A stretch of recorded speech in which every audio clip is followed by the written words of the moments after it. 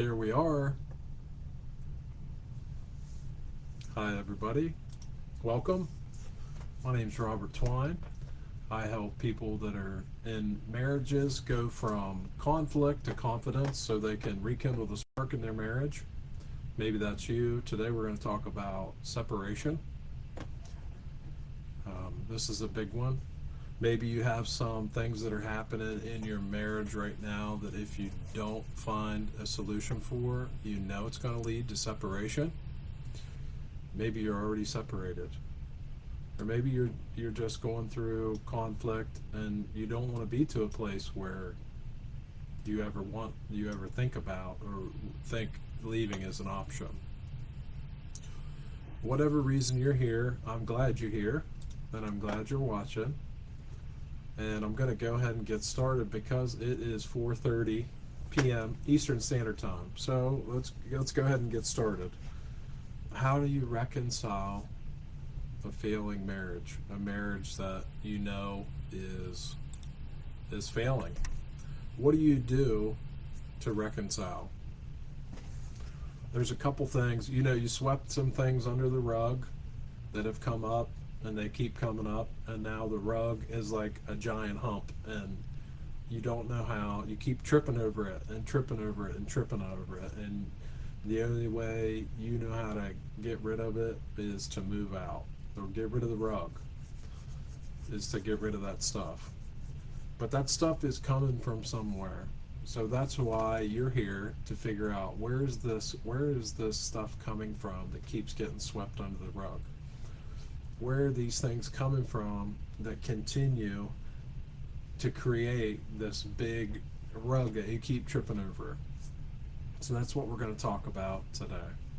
I'm going to give you just a few really quick, easy things that you can do to start figuring out what you can do to reconcile your marriage if you feel like it's headed down a road that you don't want it to go down, that's going to lead to separation.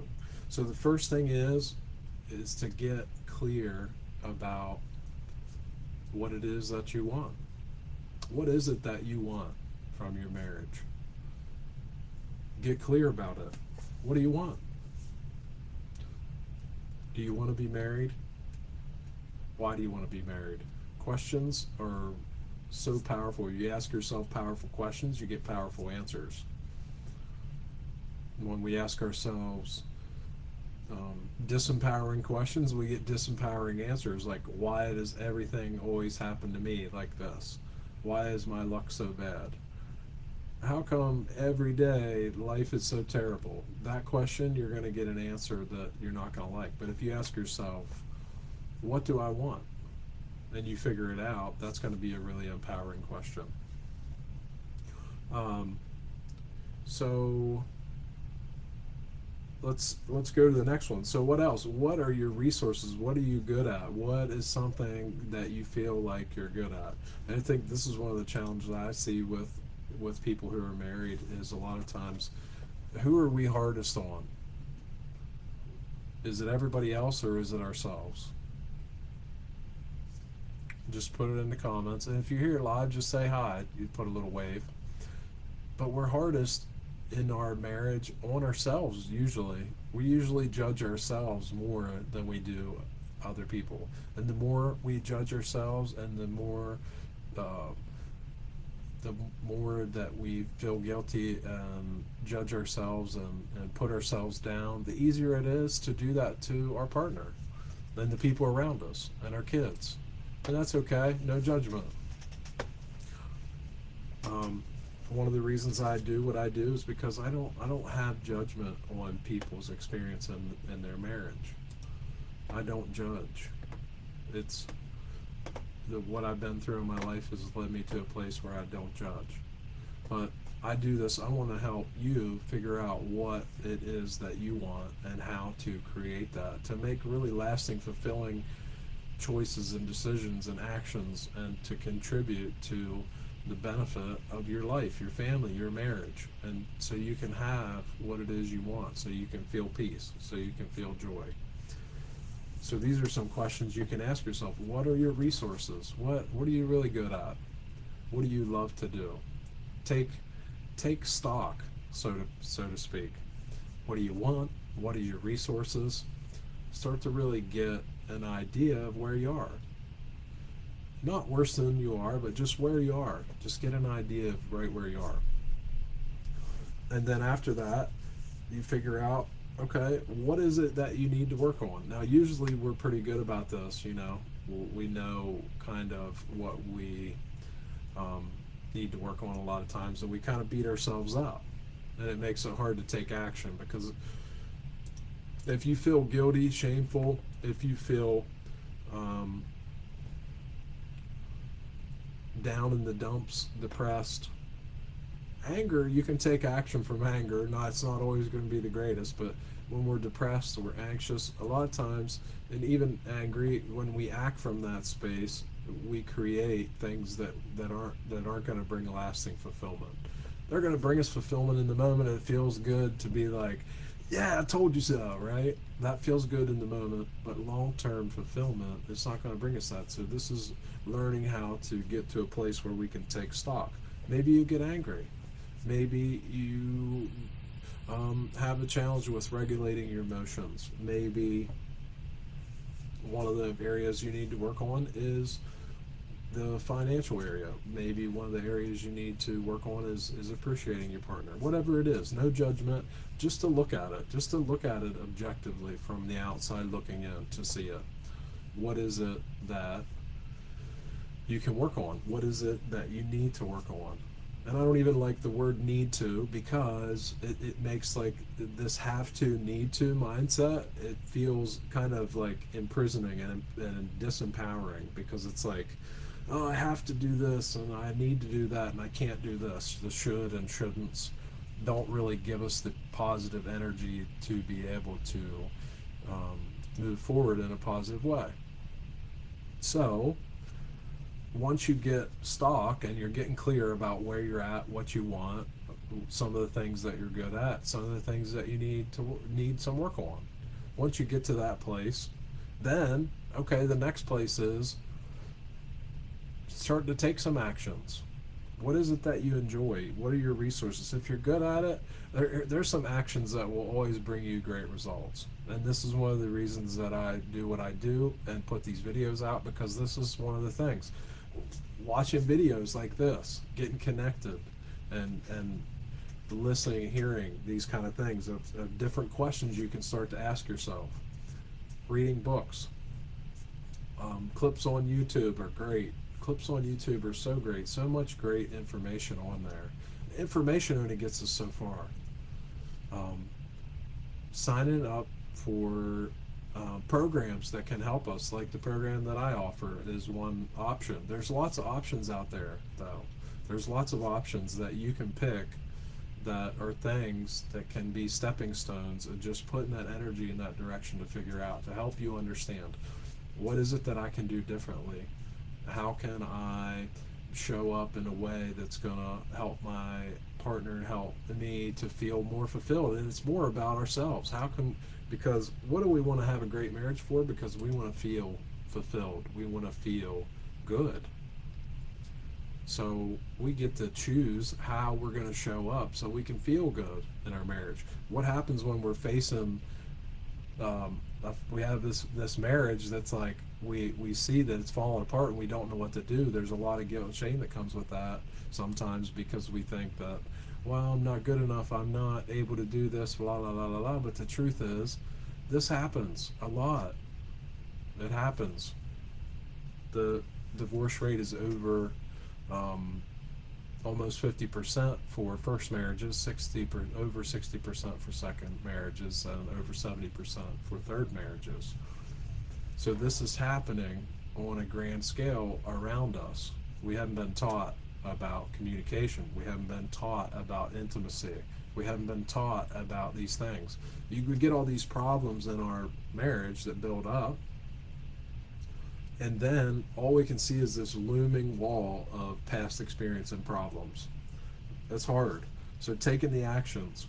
Get around people who inspire you to be better, that inspire you to do better, that inspire you to think differently. Get around people that help you to think in a way that can lead you to a different outcome. Because there's lots of people out there that are feeding the mindset that it's going to lead to short-term pleasure but not long-term fulfillment. There's lots of people that are talking about, yeah, it's easy, give them the finger, screw them, but like in the long term that feels good in the moment, but long term it doesn't work. In our marriage, long term, there's things that work and there's things that don't. So it's figuring out what works and what doesn't, and doing what works and discarding what doesn't, trying to get to a practical place. And sometimes that can be hard when we got this rug that feels like it's to the ceiling that we keep tripping over, all these past experience, these things that haven't been dealt with. So, and the third thing I'm going to say is this: the past is over. Whatever you do from this point forward, whatever you do from this point forward is all that matters. The past is done. It's done. It's gone. There's nothing we can do to change the past, except, guess what? There is something we can do to change the past. If we find peace and gratitude in this moment and we look back to the past, it looks very different than if we feel angry, depressed, and anxious in this moment and look back to the past. If you find a way to feel gratitude, excitement, joy, pleasure, happiness, and pleasure is not a good example, but happiness, like fulfillment in this moment, and you look back to the past, I'm going to tell you, and maybe you've experienced this, everything from the past moments had to happen for this moment of gratitude and peace and greatness. Whatever that feeling, it's like you look back and you go, oh, all the tragedies and troubles had to happen for this moment. But when we look back to the past from a place of anger, depression, anxiety, disconnection, feeling unheard, and we look back at the past, all we can see is all the moments that have led up to this moment that we felt this once again. So the past is over. Let it go. Let it go. Or not, or we can keep focusing on the past, but when we focus on the past, we are doomed to repeat it. When we focus on the past, we're doomed to repeat it. That's the one thing about it. Wherever our focus goes, the energy goes, and that determines that, not it does. It determines our outcome. When we look at the past, when we look back to the past, determines where we're going to be in the future. So that's why it's important to focus on how we show up in the moment and figuring out how to do that in a way that can lead to fulfilling outcomes for our marriage and for our life.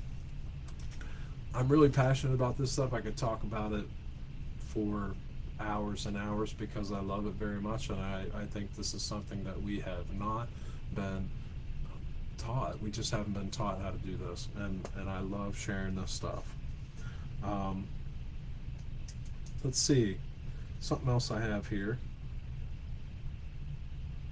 All that matters is your choice here and now. Yeah, all that matters is your choice that you make here and now. And I'm going to share something with you. If the foundation of your house is cracked, how long are you going to let that? Or even the windows. Let's say a window breaks out in your house, and what do? Do you fix the window? Do you just put some duct tape on it? And then let's say another window breaks in your house. Then what do? You just put a little tape on it? And then that just say that's kind of like what relationships like when a marriage starts to go down that path and we don't know how to fix the issues of communication and connection and being able to relate and share with our partner in a way that's fulfilling. It's like the window gets broken and we just tape it up and the air's flying through and we're aggravated already, then the air's flying through and we realize like, shoot, we're wasting all this money on heat and cool, and this money that we're spending on heat and cool is just flying out the window. Then another window breaks, the same thing. Then this is what happens a lot of times in our marriage is we go through years of these challenges, and it's like having a house with broken windows in every room with tape on it, and it's not a container that is able to hold in, the house ends up, it's 95 degrees outside, the air's on set on 68, and guess how hot it is in the house, as hot as it is outside, because there's no protection there anymore. There's no protection. So this is what happens in our marriages and our relationships. We just tape up the windows. So I'm inviting you to start to replace those windows one by one, and that's what you're doing. You're watching this video right now. That's what you're doing. You're starting to replace the windows in your house one by one in your relationship, of how you protect your energy, and so you can bring to the table something that can help you and your partner feel safe. So I want to tell you, I appreciate you for watching this. I hope this has been really helpful. Again, my name's Robert Twine, and I help married people go from conflict to confidence so they can rekindle the spark. If that's you, you watch this video, you know that you need support right away, feel free to reach out. There is an application process for the relationship restoration program that I created. If you're interested in having an interview to be able to possibly join that program, I'd love to talk to you about it. There is limited space there, so only people who are a good fit are able to be part of that. Maybe that's you, maybe not. Either way, I'd love to talk to you about it to see if you would be a good fit. So thank you so much for watching this, and I hope you have a beautiful and a wonderful day. See you soon. Bye-bye.